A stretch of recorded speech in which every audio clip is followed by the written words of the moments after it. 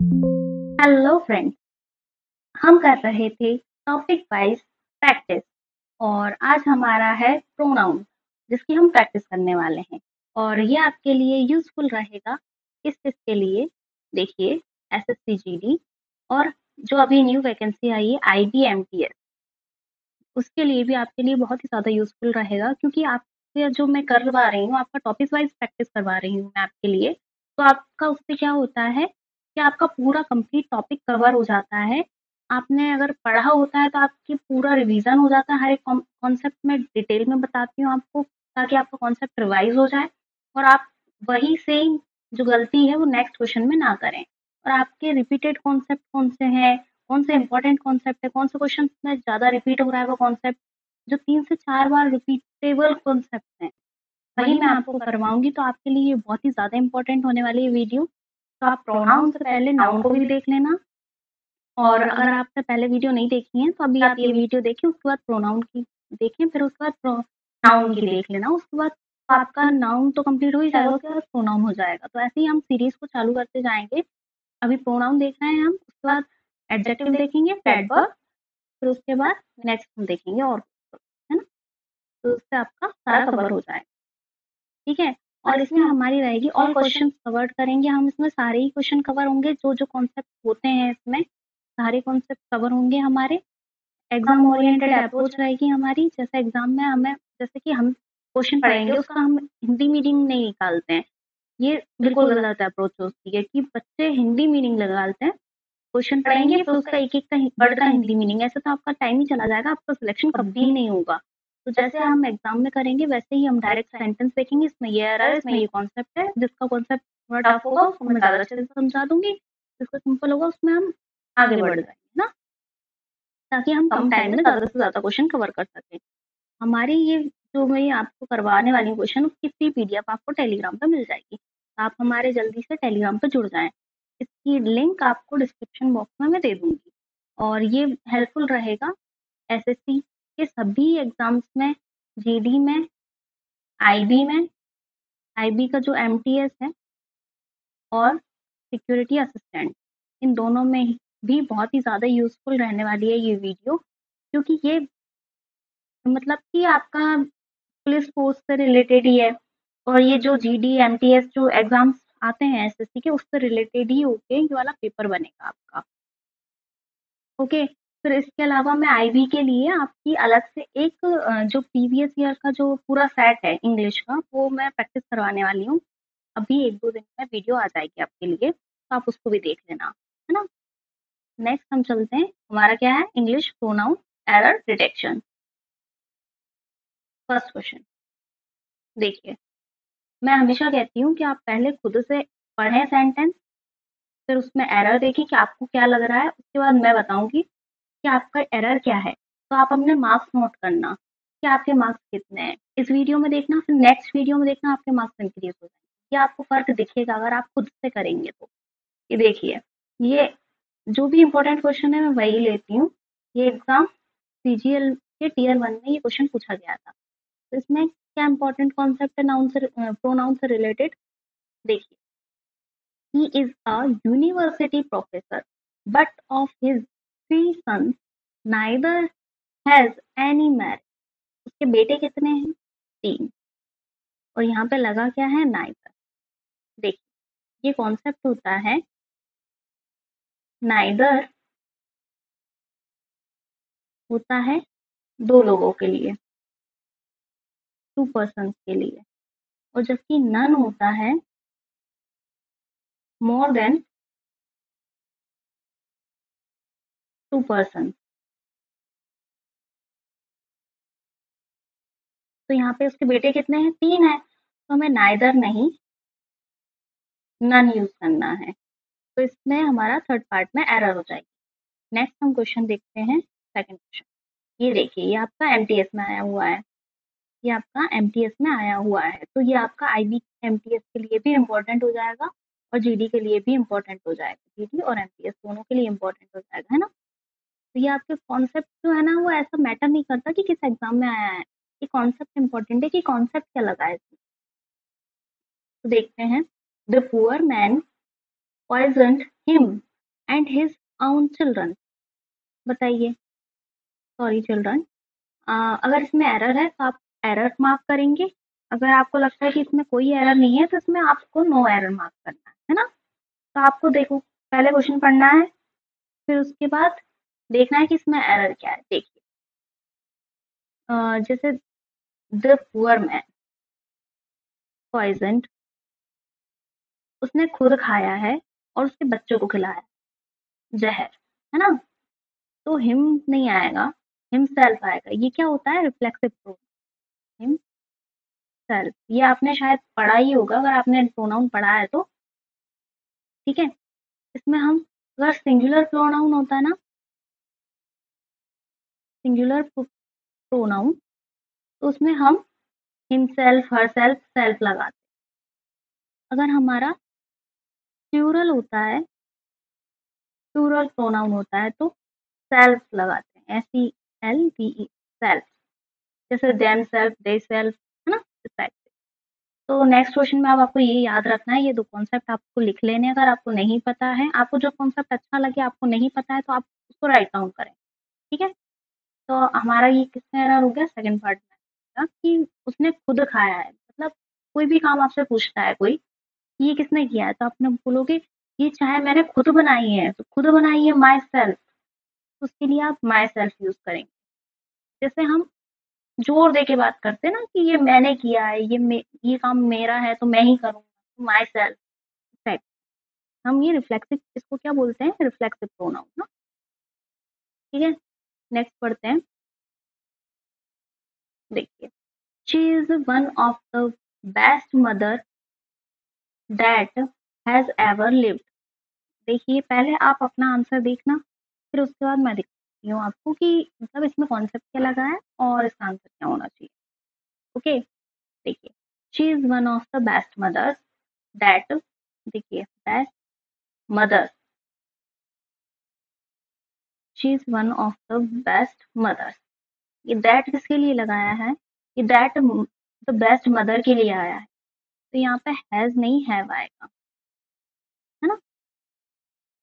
क्योंकि ये जो दैट लगाया है ना, ये बात किसकी कर रहा है? द बेस्ट मदर्स की कर रहा है। मदर्स क्या है? आपका प्लूरल है, तो आपका यहाँ पे प्लूरल हेल्पिंग वर्ब आएगी। ठीक है, ये देखिए, ये भी एमटीएस का ही है क्वेश्चन। ठीक है, तो मैंने आपको वो कॉन्सेप्ट लिए हैं और जो क्वेश्चंस लिए हैं कि आपके जो इंपॉर्टेंट हो, आपके एग्जाम में रिपीटेबल हो, तो आपके लिए ये बहुत ही ज़्यादा यूज़फुल रहेगा। तो आप इस वीडियो को मिस मत करना, उसको देखना कंप्लीट, और आपके मार्क्स भी काउंट करना कि आपके मार्क्स कितने आते हैं। ठीक है, नेक्स्ट क्वेश्चन है हमारा, John, I and Hari have finished our studies. तो जॉन, आई एंड हरी, ये कैसा काम है? पहले देखिए, आपने ये कॉन्सेप्ट देखा होगा प्रोनाउन में क्या, कि अगर आपका पॉजिटिव वर्क है कोई, जैसे आपने कोई अच्छा काम किया है, किसी गरीब की मदद की है, आपने स्टडी की है, ये अच्छा काम है, तो आप इसमें क्या करते हैं? अपना नाम पहले नहीं लेते, सामने वाले का नाम पहले लेते हैं जो आपके सामने खड़ा हो। तो देखिए, आप सेकंड पर्सन का पहले लेंगे, फिर उसके बाद आप थर्ड पर्सन का लेंगे, और उसके बाद अपना नाम लेंगे, फर्स्ट पर्सन, है ना। तो फर्स्ट पर्सन कौन कौन से होते हैं? आई, वी। थर्ड पर्सन कौन कौन सा होता है? ही, शी, इट, और भी बहुत सारे होते हैं। और सेकंड पर्सन कौन होता है? जो आपके सामने खड़ा होता है ना। जैसे कि ये है, आई कौन सा है? फर्स्ट पर्सन है। जॉन और हरी कौन है? ये आपके सामने, तो आपसे पहले जॉन और हरी आएंगे। तो John, Hari and I have finished our studies, तो फर्स्ट पार्ट में एरर हो जाएगी। ये आपको याद रखना है, 2 3 1। ठीक है, ये इंपॉर्टेंट कॉन्सेप्ट है आपका प्रोनाउन का। और हाँ, इसमें अगर नेगेटिव वर्ब होता है ना, तो आपका पहले आप खुद आएंगे, फिर जो आपके सामने है वो, फिर तीसरा इंसान बाद में आएगा। ठीक है, 2 3 1, ये आपको याद रखना है। नेक्स्ट हमारा क्वेश्चन है, आई एम योर्स अफेक्शनेट सन। देखिए, अब इसमें ना ये योर्स बहुत लोग लगाते हैं, हमको बचपन से भी मतलब एप्लीकेशन में बोलते हैं योर्स ओबीडिएंटली, योर्स अफेक्शनेट। तो ये योर्स अपोस्ट्रोफी एस नहीं आता है, क्योंकि ये योर जो है ना वो ऑलरेडी आपका पजेसिव ऑब्जेक्टिव है। पजेसिव ऑब्जेक्ट क्या है? योर। तो आपको ये एपोस्ट्रोफी एस लगा के पोजीशन दिखाने की जरूरत नहीं। इसमें ये सुपरफ्लूस हो जाता है। सुपरफ्लूस क्या होता है? जिसकी जरूरत ना हो तो भी वो एड ऑन कर दिया जाता है सेंटेंस में, तो वो सुपरफ्लूस हो जाता है ना। तो आपका इसका सेकंड पार्ट में एरर हो जाएगा। नेक्स्ट हम देखेंगे 6th क्वेश्चन। देखिए, both me and my sister went to a boarding school. देखिए, बोथ क्या है? Both me and my sister, मैं और मेरी बहन कहाँ जा रहे हैं? Boarding school. ठीक है। वेंट क्या है? आपका वर्ब है। अब बोर्डिंग स्कूल क्या है? आपका ऑब्जेक्ट है। तो आपका सब्जेक्ट कहाँ है? ये आपके मी एंड माय सिस्टर सब्जेक्ट है आपका। सब्जेक्ट आई होता है, ना कि मी। तो यहाँ पे क्या आएगा? आपका आई आएगा। तो आपकी फर्स्ट पार्ट में एरर हो जाएगा। नेक्स्ट क्वेश्चन देखते हैं अब हम। Sir, it was him who come running into the classroom. देखिए, अब इस वाले क्वेश्चन में क्या दिक्कत है? जो इट होता है ना वो एक डमी सब्जेक्ट होता है। क्या होता है? Dummy subject. तो ये आपका डमी सब्जेक्ट होता है, तो इसके बाद तो जो आता है ना वो आपका सब्जेक्ट होता है। जो आपका मेन सब्जेक्ट होता है ना वो आपके डमी सब्जेक्ट के बाद आता है। तो आपका ये ही हिम ना होकर ही होगा, क्योंकि आपका जो मेन सब्जेक्ट है वो ही है। It was he who come running into the class. तो रनिंग कौन कर रहा है? हु किसको डिनोट, किसको क्वालिफाई कर रहा है? ही को। ठीक है। तो इसके बाद देखते हैं हम नेक्स्ट क्वेश्चन 8 नंबर। देखिए, मैं I know to who I am speaking. देखिए, अब इसमें क्या दिक्कत है आपकी?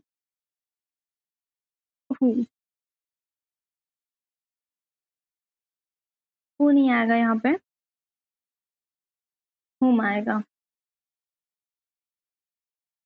बिकॉज हु जो है वो सब्जेक्ट को रेफर करता है, और हुम जो होता है वो सेंड ऑब्जेक्ट को,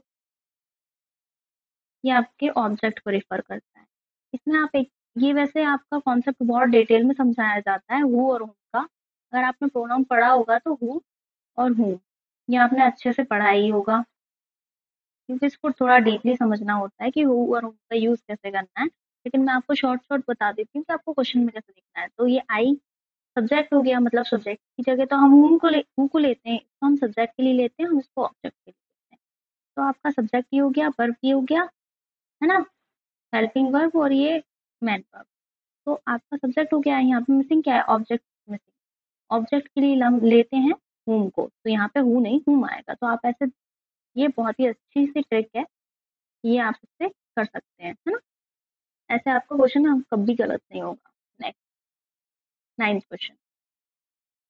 if you are coming home tomorrow, let me know at what time I can expect you. बताइए इसमें क्या एरर है? If you are coming home tomorrow. देखिए, इफ के बाद यहाँ पे कमिंग वर्ब है आपकी, होम ऑब्जेक्ट है। ठीक है। तो यहाँ पे क्या आना चाहिए? सब्जेक्ट आना चाहिए। ये क्या है आपका? पॉजेसिव प्रोनाउन है, यू आए। या फिर ये यहाँ पे आना चाहिए यू आर कमिंग। यहाँ पे ये ऐसा लगाना भूल गया है, Y O U R, you, sorry, you are आना चाहिए। You are coming home tomorrow, है ना। या फिर हम इसको शॉर्ट में ऐसे भी लिख देते हैं, वाई ओ यू, यहाँ पे ऐसे कॉमा लगा देते हैं आर ई। तो ये यहाँ पे ये वाला लिखने ऐसा लिख रहा होगा वो, तो ऐसा हो गया है ना, तो इसका फर्स्ट पार्ट में एरर हो जाएगा। नेक्स्ट क्वेश्चन देखते हैं, he is better than me. देखिए अब इसमें क्या एरर है हमारी, जो देखिए इसमें क्या हो रहा है, कंपैरिजन हो रहा है ये पैटर्न। तो हम अगर कंपैरिजन करते हैं, हम कंपैरिजन करते हैं, हम सब्जेक्ट का तो सब्जेक्ट से करते हैं, ऑब्जेक्ट का ऑब्जेक्ट से करते हैं। ये हमेशा याद रखना, कंपैरिजन हमेशा सेम चीज़ों में होता है, ना कि अलग-अलग चीज़ों में। तो आपका he is better than me, तो मी नहीं आएगा, यहाँ पे आई आएगा। क्योंकि ये सब्जेक्ट है, तो यहाँ पे भी सब्जेक्ट ही चाहिए, ना कि ऑब्जेक्ट। ये हमेशा याद रखना कि आपका कंपैरिजन अगर हो, तो आपका सब्जेक्ट का सब्जेक्ट से, ऑब्जेक्ट का ऑब्जेक्ट से होता है। ठीक है? Next question, I and him. देखिए ये वाला वही है, I and him are very good friend. देखिए इसमें भी ये 2 3 1 वाला कॉन्सेप्ट लगेगा, और इसमें सब्जेक्ट वाला कॉन्सेप्ट लगेगा। देखिए क्या होना चाहिए इसमें, पहली बात हिम आगे आना चाहिए, आई पीछे आना चाहिए, आई फर्स्ट पर्सन है ना। उसके बाद ही आना चाहिए, हिम नहीं आना चाहिए, क्योंकि ये सब्जेक्ट यहाँ पे, ये वर्ब है हमारी, तो यहाँ पे चाहिए हमें सब्जेक्ट। तो यहाँ पे आएगा ही एंड आई। तो फर्स्ट पार्ट में इसमें एरर हो जाएगा। नेक्स्ट क्वेश्चन देखते हैं हम, 12। देखिए I and he have prepared the lesson thoroughly. इसमें हमारी क्या एरर है,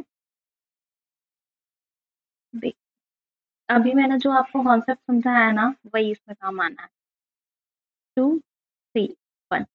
अब ये नंबर मैं आपको बार बार क्यों दिखा रही हूँ, ताकि आपको ये याद हो जाए, और नेक्स्ट नेक्स्ट क्वेश्चन जो मैं करवाती जा रही हूँ, क्योंकि इंपॉर्टेंट क्वेश्चन, मतलब इंपॉर्टेंट कॉन्सेप्ट है, तो इससे रिलेटेड आपको क्वेश्चन दिख सकता है।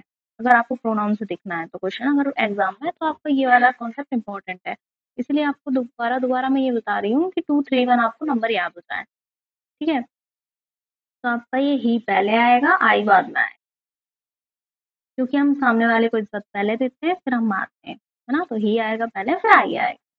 नेक्स्ट क्वेश्चन देखते हैं हम, इसमें फर्स्ट पार्ट में आपकी एरर हो जाएगी। नेक्स्ट क्वेश्चन देखते हैं 13 नंबर। अब हम ज़्यादा टाइम नहीं देंगे, क्योंकि हम वो वाला कॉन्सेप्ट पहले भी सीख चुके हैं। तो the boy who studies hard he will pass with flying colours. बताइए क्या एरर हो सकती है, थोड़ा अपना दिमाग यूज कीजिए कि हाँ इसमें ये एरर हो सकती है, ये सब्जेक्ट है, ये ऑब्जेक्ट है। The noun, sorry the boy, the boy क्या है, ऑब्जेक्ट, वो सॉरी सब्जेक्ट है। ये हूँ किसके लिए आया है, बॉय के लिए आया है। तो बॉय स्टडी हार्ड करता है ना, बॉय ही करता है ना। तो बॉय ऑलरेडी आ गया है, तो हम दोबारा इसके लिए प्रोनाउन रिपीट नहीं करें। ओके, तो हम जो नाउन आ चुका है उसके लिए हम बार बार प्रोनाउन रिपीट नहीं करते हैं। एक ही सेंटेंस, अगर दो सेंटेंस हो तो अपन कर सकते हैं। हम सेंटेंस अगर दो होते हैं तो हम सेंटेंस में रिपीट कर सकते हैं pronoun.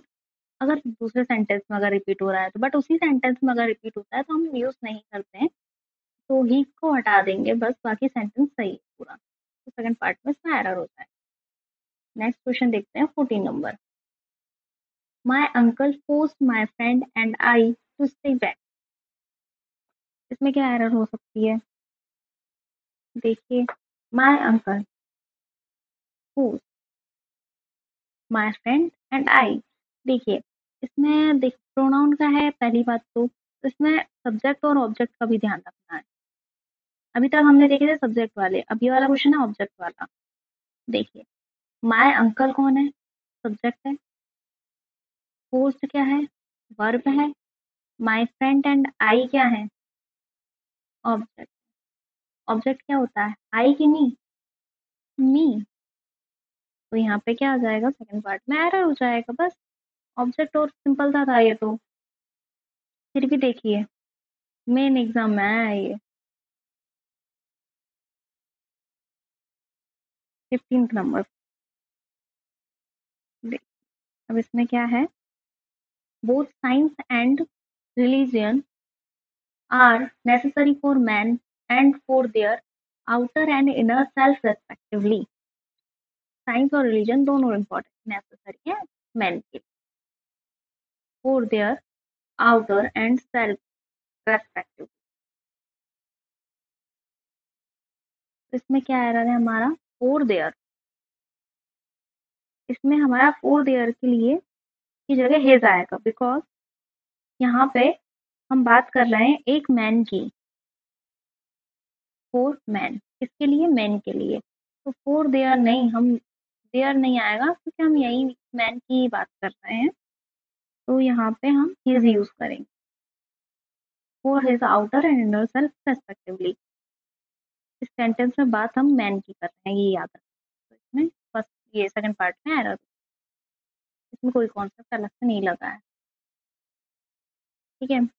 I and Tina will go to the market in the evening. देखिए नॉर्मल काम है, नॉर्मल हो पॉजिटिव हो, है ना, तो हम क्या लेते हैं, 2 3 1। अब तो ये आपको याद ही हो गया होगा, 2 3 1 2 3 1 2 3 1। तो ये कैसा है, इसमें एरर है क्या, इसमें क्या आएगा, टीना इधर आएगा, आई बाद में आएगा, हमेशा आई बाद में आएगा, टीना या कुछ भी होगा वो पहले आएगा।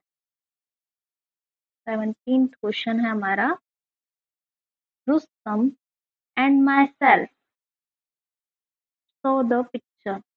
देखो रुस्तम है एंड माई सेल्फ, ये आपका क्या है, वर्ब, द पिक्चर क्या है, ऑब्जेक्ट। माई सेल्फ नहीं आना चाहिए, यहाँ पे सब्जेक्ट आना चाहिए, तो आई आएगा। नेक्स्ट क्वेश्चन देखते हैं हम, एमटीएस में इसी टाइप के क्वेश्चन आए, simple. There is no agreement between you and I, so we are free to go away. ठीक है, अब इसमें क्या एरर है, इसमें भी सेम टाइप एरर है ऑब्जेक्ट की। देखो बिटवीन क्या है आपका, बिटवीन यू एंड आई नहीं आएगा, मी आएगा। एक चीज और, जो प्रपोजिशन होती है वो अपने आप में ऑब्जेक्ट लेती है, तो आप ये वाला कॉन्सेप्ट भी बहुत ज्यादा इंपॉर्टेंट है, प्रपोजिशन अपने बाद में ऑब्जेक्ट लेती है। ये बहुत ही जगह आपको रिपीटेड कॉन्सेप्ट दिखेगा क्वेश्चन में, ठीक है, ये बहुत ही ज्यादा इंपॉर्टेंट है, आप इसको ही याद रखना। नेक्स्ट क्वेश्चन हम देखते हैं, the ant who was nearby walked forward and bit the hunter sharply in the ankle। देखिए अब हमारी इसमें क्या एरर है, who and and मीन्स क्या होती है, चींटी होती है ना, तो एनिमल के लिए हम हु का यूज नहीं करते। देखिए हु का यूज हम करते हैं ह्यूमन बींग्स के लिए, है ना, ह्यूमन बींग्स के लिए हम हु का यूज करते हैं, तो हु तो नहीं आएगा, हु नहीं आएगा तो यहाँ पे दैट लगा सकते हैं, हु नहीं आएगा हु भी नहीं आएगा, तो यहाँ पे हम दैट का यूज कर सकते हैं। एनिमल, अगर एनिमल और ह्यूमन बींग अगर दोनों भी आपको किसी सेंटेंस में दिख जाए ना, तो आप दैट लगाना, हु मत लगाना फिर, है ना, तो आपका ये फर्स्ट पार्ट में एरर हो जाएगा। नेक्स्ट क्वेश्चन हम देखते हैं, such rules do not apply to you and I. Same वही एरर है इसमें भी, टू आपका प्रोपोजिशन है, यहाँ पे आपको ऑब्जेक्ट चाहिए, नहीं आएगा। नेक्स्ट क्वेश्चन देखते हैं, फटाफट फटाफट करते हैं अब अपन, हाँ। वन ऑफ, तो अपना फ्लो भी बन गया है, one of the boys who always gives the correct answer is Samuel. देखिए अब इसमें क्या एरर है, अगर है तो एरर बताना, नहीं है तो आपको नो एरर बताना है। ये सीजीएल का है, सीजीएल का टीयर 2 यानी मेंस का क्वेश्चन है, ठीक है। देखिए अब आपको इसमें एग्जामिनर ने कंफ्यूज किया है, हु किसके लिए आया है, बॉयज के लिए आया है, तो always gives the correct answer, सही है। यहाँ पे ये है नो एरर, ये बिल्कुल सही है, ठीक है। तो इसमें आप जबरदस्ती एरर मत निकालना। तो one should respect the religions of others such as much as his own। देखिए, अगर यहाँ पे वन आ रहा है ना, तो ये वन का कॉन्सेप्ट रहता है कि यहाँ पे हिज नहीं आएगा, यहाँ पे वंस आएगा। ठीक है, क्योंकि ये क्या होता है, पजेसिव एडजेक्टिव होता है, पजेसिव एडजेक्टिव। अगर आपका वन स्टार्टिंग में आ रहा है, कोई भी ही शी इट नहीं आ रहा है, तो आपको वंस लगाना। ठीक है, ये आपको याद रखना है, ये भी एक कॉन्सेप्ट है। नेक्स्ट क्वेश्चन देखते हैं हम, 23। It is I who is responsible for the delay. It is I, ये बिल्कुल सही है, ये आई आएगा। यहाँ पे अगर नहीं होता ना तो गलत होता, क्योंकि इट क्या है, मैंने आपको पहले ही बता दिया था, इट एक डमी सब्जेक्ट है। तो इट के लिए इट, हाँ, और एक ये जो है, इट हमेशा सिंगुलर होता है ना, तो इसके साथ हमेशा सिंगुलर हेल्पिंग वर्ब आएगी। और जो आई है, ये हु किसके लिए आया है, आई के लिए। तो आई के हिसाब से ही यहाँ पे हेल्पिंग वर्ब आनी। आई के लिए हम क्या लगाते हैं, आई हु एम आएगा। यहाँ पे पार्ट 2 में एरर है। नेक्स्ट क्वेश्चन हम देखते हैं, 24। The children which are assembled in the hall are the ones chosen for the field trip।